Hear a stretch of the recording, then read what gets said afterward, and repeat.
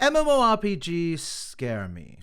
Don't get me wrong, the idea of a large multiplayer game world you share with millions of people is a really cool idea. I mean, if it wasn't, there wouldn't be so many anime series about this very concept. But the thought of a 500+ hour-long story, a ludicrous amount of quests and content, the fear of being yelled at and berated for not knowing what I'm doing, the fear of being yelled at for skipping cutscenes, hell, even talking to other people about the game, it can be a little overwhelming. I mean, what the hell does any of this mean? I feel like lately, most of the games I play are gacha games because they're relatively low time investment. Between art, content creation, and a day job, it's nice to have an ongoing game that I can just keep up with while still dedicating my time to other things. And from an outsider looking in, MMOs feel like the antithesis to this idea.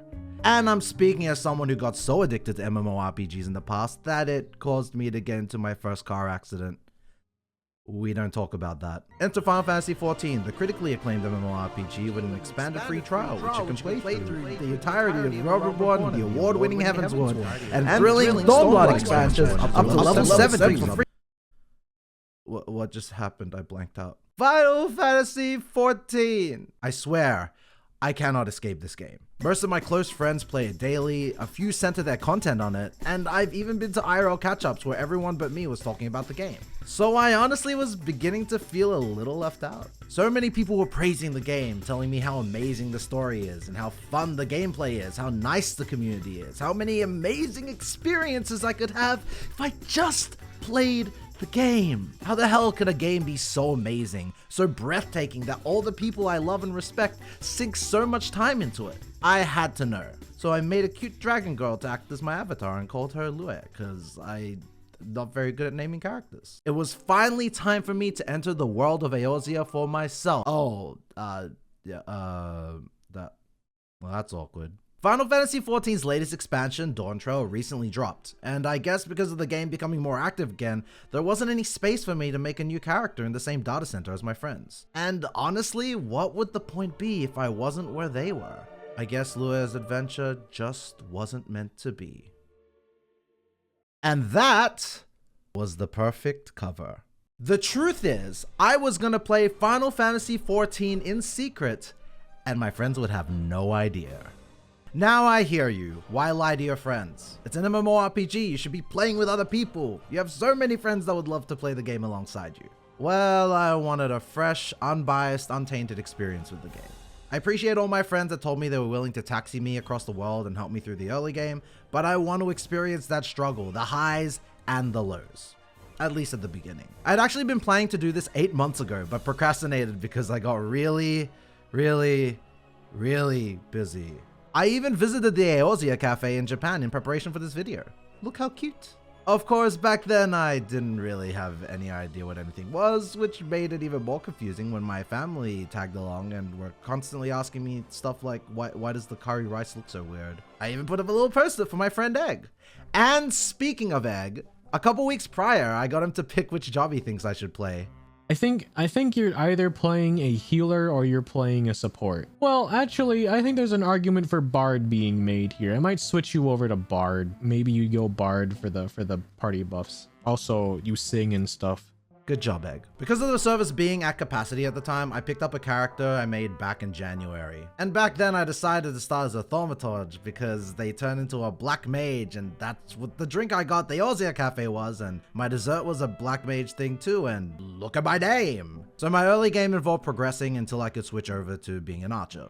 And thank goodness for that. My ADHD brain did not like standing still while casting spells. And the second I figured out I could move while attacking as an archer, well yeah, I got really excited. I didn't really have any problems with the gameplay, and I think for a standard MMORPG, it isn't anything particularly special. The only real times I got frustrated were really stupid things I didn't get because I didn't read the tutorials. Like me not knowing how to finish a quest because I didn't realize you had to choose a reward. You can, for the most part, just run through the main quest and continue to progress without any annoying level gates. I actually played FF14 a little bit when A Realm Reborn first came out like a decade ago, and let me tell you, it was not like that back then.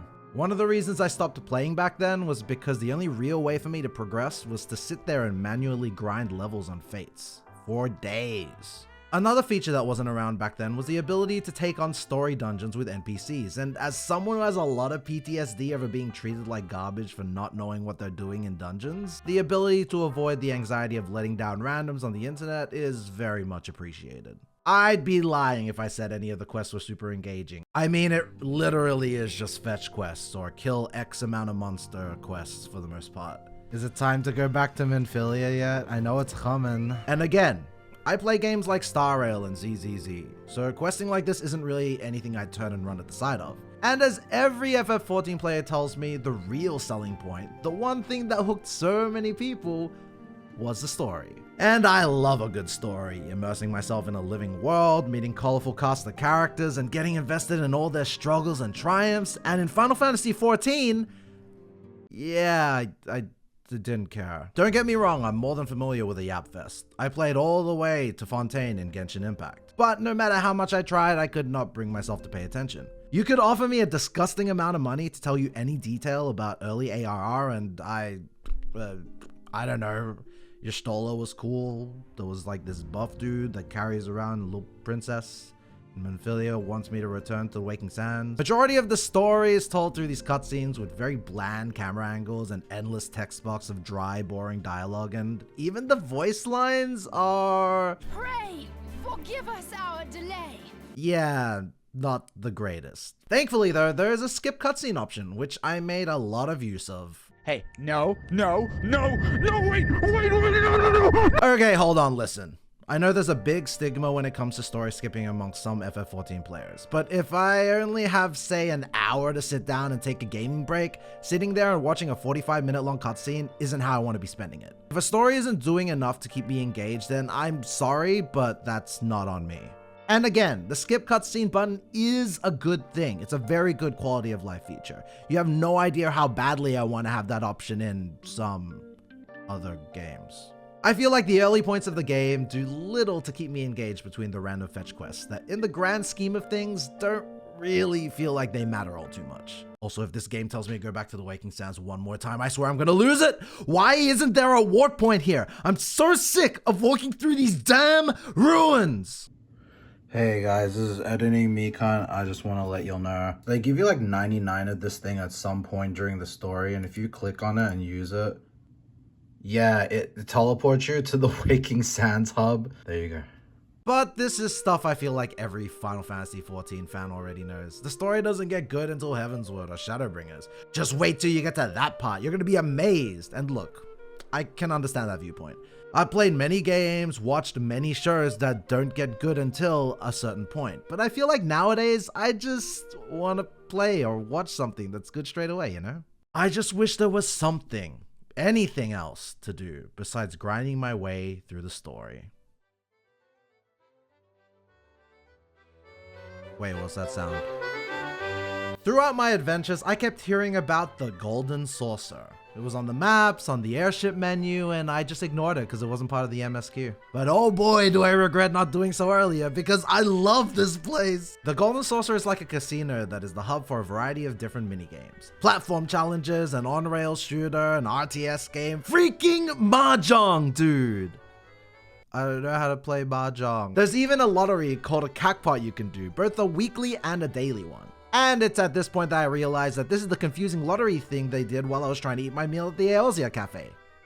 No, I didn't win. It's like they took the game corner from classic Pokemon games and turned it up to 11. There's even a unique currency you can earn in exchange for prizes like mounts and hairstyles and music and different outfit pieces for your characters. And speaking of outfits, the Golden Saucer also has a weekly event where you can turn in your outfit for appraisal and earn currency. There are a vast variety of armor pieces that people collect purely for the aesthetic to wear over their actual armor. They're called glamours, and it basically functions like a skin for the armor you're already wearing. This is such a big thing that there are whole websites dedicated to people showing off their glams. And this is just scratching the surface of things there are to do in this game. As a bard, I found out I can do a side quest to unlock the ability to play instruments, and there are a lot of instruments to choose from. If you unlock the Fisher class at a certain point, you can go ocean fishing expeditions where you can try and fish up as many fish as you can in a limited time to earn points. You can collect mounts to ride, minions to follow you, get a chocobo that can fight alongside you, buy a house. Every corner of this game I turned, it was like some whole new thing was waiting for me to discover. And I don't think I was misguided in my approach to playing this game, but in purely focusing on the MSQ and progression, I was actively ignoring a lot of aspects that make this game really great. And that's just what's available in the free trial, in which you can play through the entirety of A Realm Reborn and the award-winning Heavensward, blah blah blah blah blah blah blah.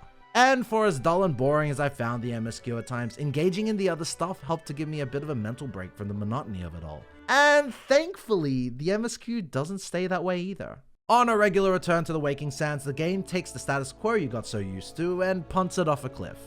I said enough. Oh! Suddenly, everything feels incredibly dire. All your allies are gone, and we end up having to figure out a way to rescue our allies out of the clutches of the enemy headquarters. All of it culminates in an epic final battle. You're strong, I can see. Good, stop.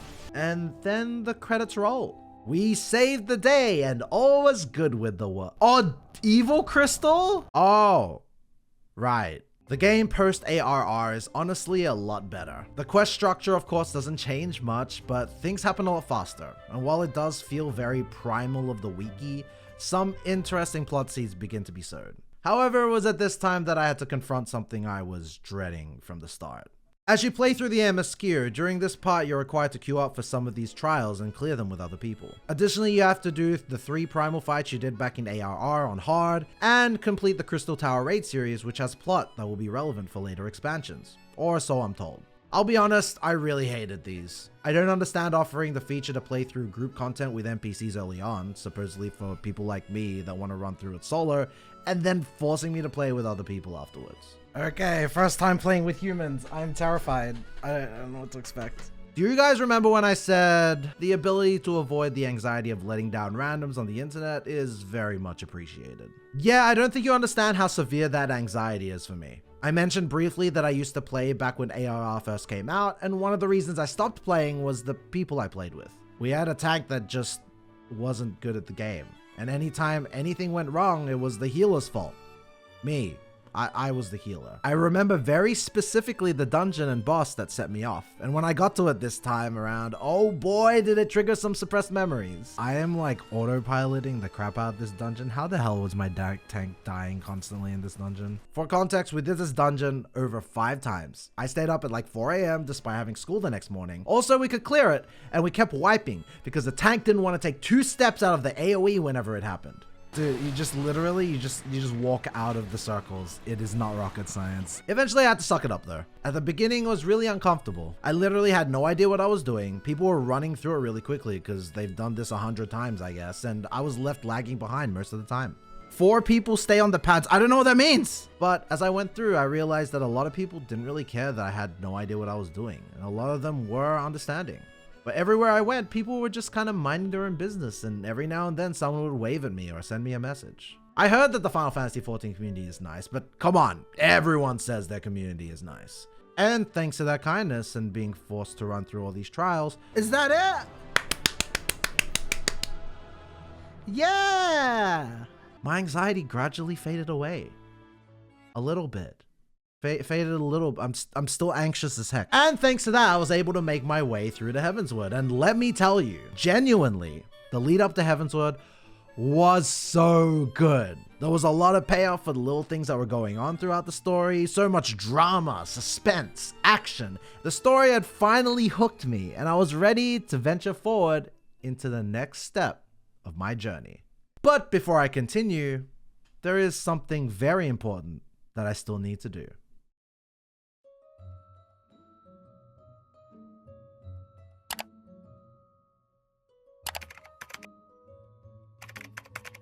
You'll never Adults guess what kind of tell I just got. What happened now? Did you get another one? Lumajin, are you Here's the the egg link roller below. comic guy? Dude, you stand out in public for like 30 seconds and someone fucking tells you. Oh, it's this The egg person right roller? here. The egg roller? What? You Just- inspired me to start making comics. Oh my god. Oh wait, I'm really close to one actually. What? This is Mekon, by the way? What? No! Mekon! Yeah, it's Mekon. Yeah, guys, like it's Mikon. He finished ARR. Like a week ago. Every Why single did you interaction tell you've us? been talking with him for the last 3 weeks, about 14, he's already been playing. Yeah. I was wondering why he was so interested out of nowhere. That makes so much sense. Bro. Mikon's been giggling like to himself, like, "Oh my god, I can't wait for Egg's response." And I was like, "Dude, he's just gonna go like, what?" And he did. You know me so well. Fantasy 14 is a game. A game I really enjoyed. While what I played of the story thus far wasn't anything too amazing, it felt good to slowly progress through the MSQ. It provided a lot of side content to enjoy. Some I enjoyed a lot more than I thought I would, and it had a lot of quality of life features for those who are trying to play this through as mostly a single player experience. But I feel like the real joy for me didn't come from the main story or the gameplay, but mostly from the silly side stuff, as well as the other people that I was partaking in it alongside. I mean, it is an MMO, so it really is about the multiplayer at the end of the day. Whether it be taking on raids, fishing, playing minigames in the Golden Saucer, or just laying around doing nothing at a friend's house. Like Why that. is Joker sleeping like When that? you're alive, like, There's just something magical about hopping on and just shooting the shit with your mates. So I'll definitely be continuing my journey through Eorzea, and if you would like to join me, feel free to follow me on Twitch. As of posting this video, I have yet to continue into Heavensward because I was told that if I wanted to stream MSQ, that's the expansion that people give a crap about. Thank you so much for watching the video, I really do appreciate it. Let me know what you think about the game. Do you play Final Fantasy XIV? Do you enjoy it? Or have you never played it and you're thinking about starting like I was? If you want to keep hearing me talk about this game, please let me know. And if not, I mean, I'll still be doing gacha and art stuff here, so look forward to that.